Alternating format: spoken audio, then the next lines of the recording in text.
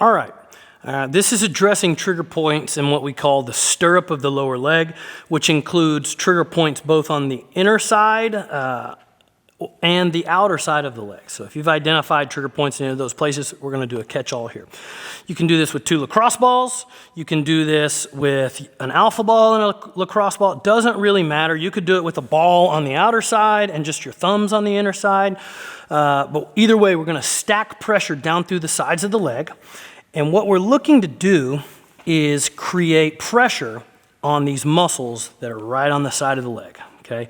They turn your foot outwards. And so we're gonna put a ball right there on the side, and then we're gonna press our other one. You can see there's this bony ridge right here. It's going just in behind that bony ridge.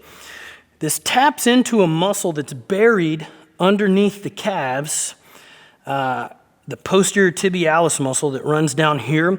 It's really dead center, but you can catch it just a little bit. And you can see as I move my foot this way, it's activating that muscle. You can see the ball pushing up out of the skin, which means we can get into that muscle just a bit.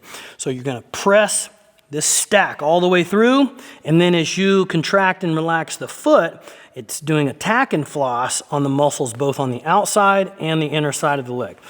You're gonna work 10 to 12 reps there, move it down, stack it back up, press it in right behind that bony ledge, and take your reps, okay? Full plantar, full dorsiflexion, toes point, toes to nose, okay? Another 10 to 12 reps, move it down again, and now we're starting to really get into things because the calves are starting to disappear. It's a little more direct on these muscles here. You're gonna trace this down all the way in behind the ankle, okay? This one doesn't like to stay here, so you might have to hold it with the other hand, create pressure with this one.